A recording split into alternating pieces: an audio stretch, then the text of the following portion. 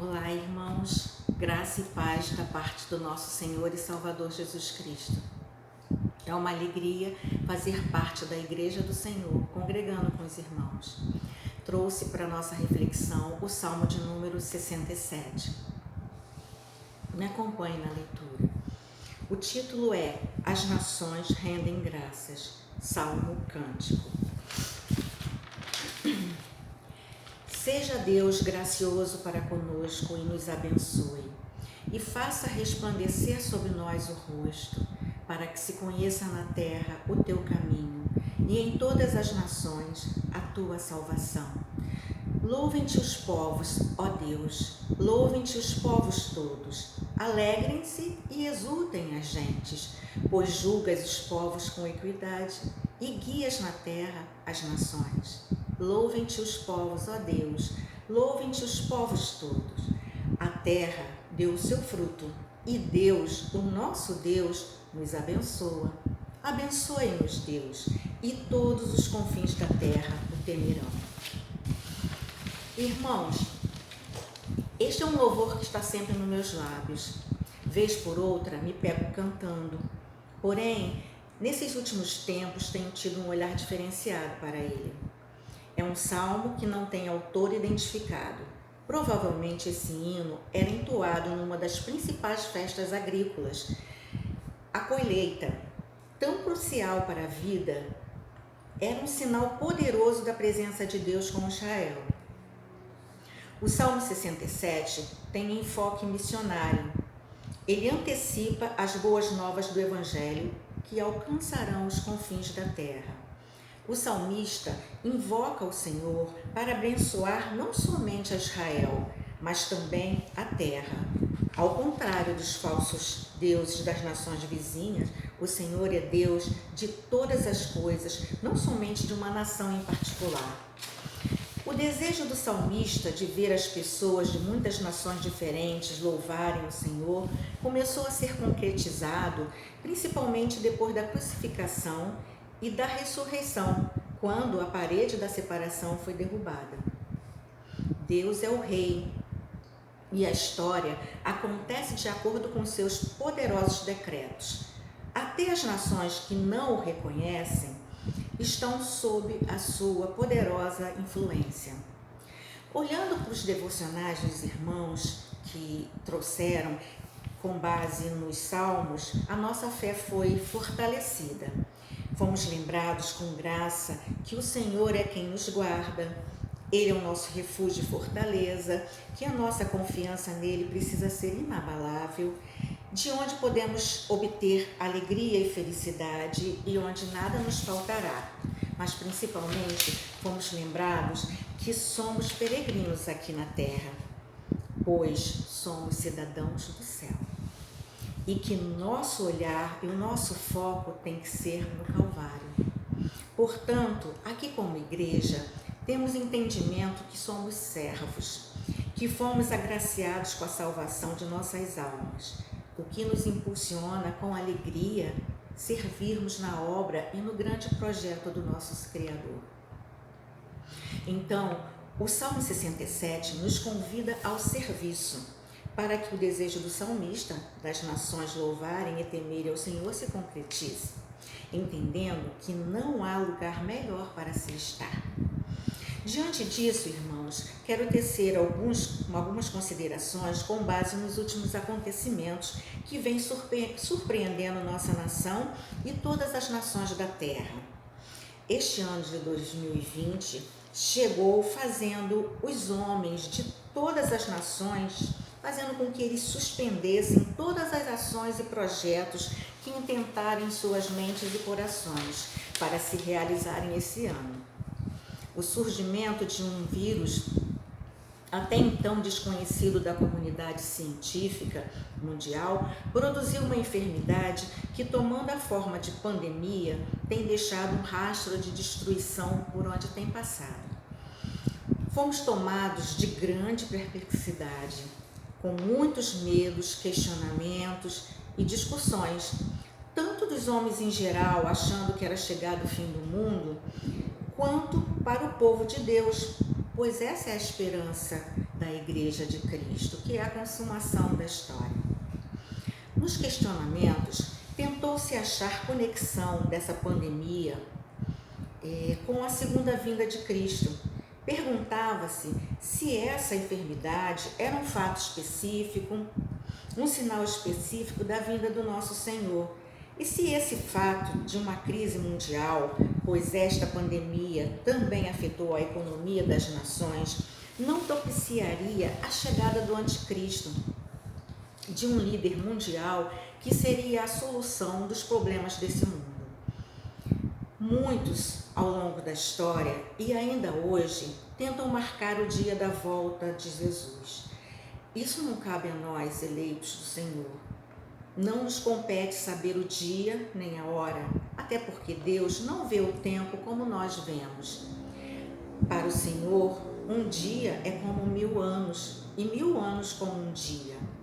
O Senhor Jesus disse em seu sermão profético que o Evangelho do Reino seria pregado em todo o mundo para testemunho em todas as nações, então viria o fim. Irmãos, não somos donos do nosso amanhã. Nós, todos os habitantes da Terra, somos vulneráveis.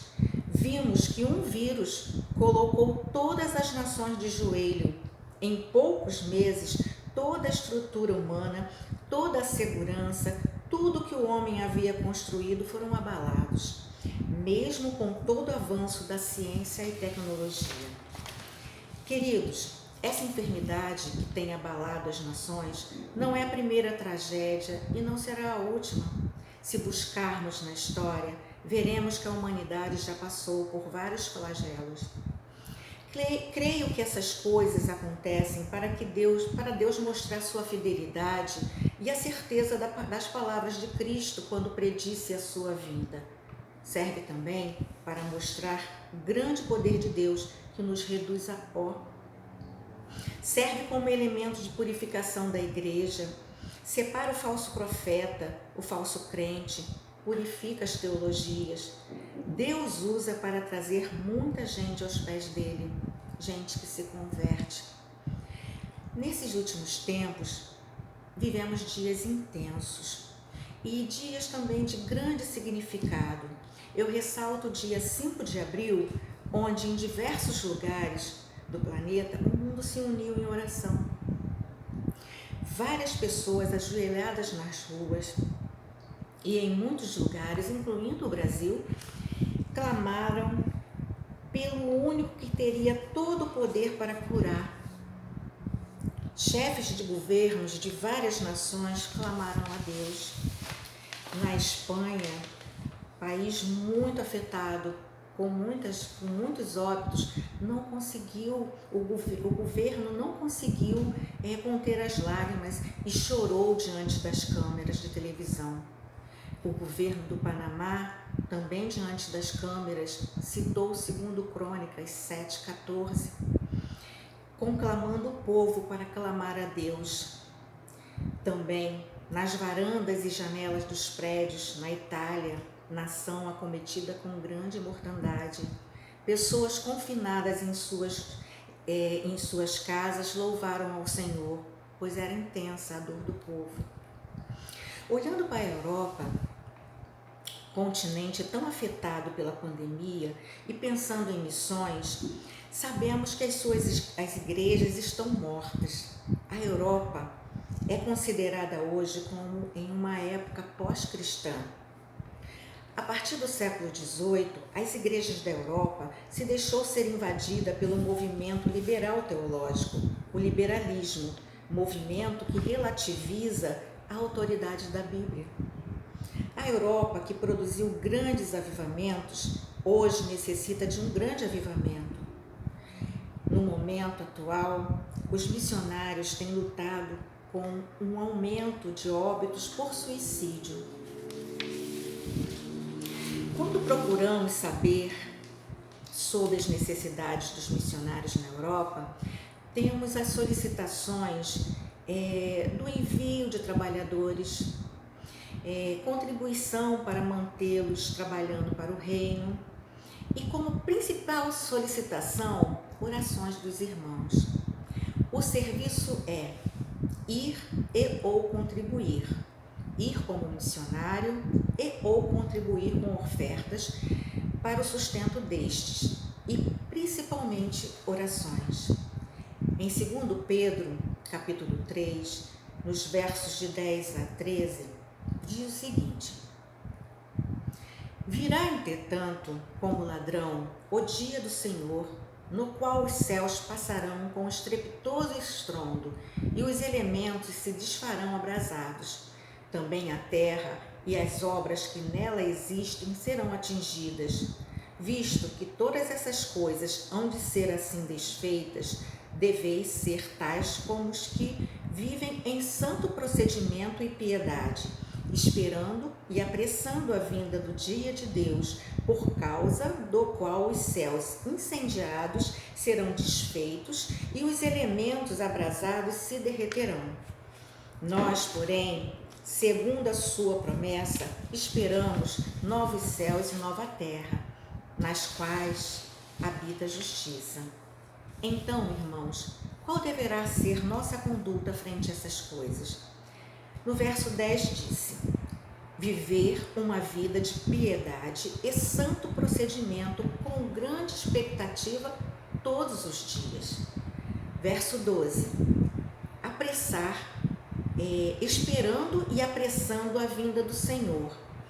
Como podemos apressar o dia da vinda de Deus?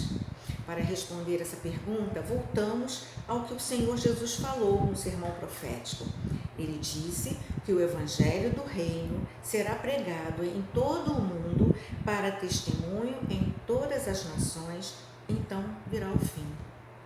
Então, irmãos, vamos ao serviço para apressar a vinda de Deus, indo, contribuindo, orando e anunciando que Jesus Cristo é o Salvador, é o Senhor, é o caminho de volta para Deus, é a porta do céu, é o mediador entre Deus e o homem, o único nome dado entre os homens que importa que sejamos salvos.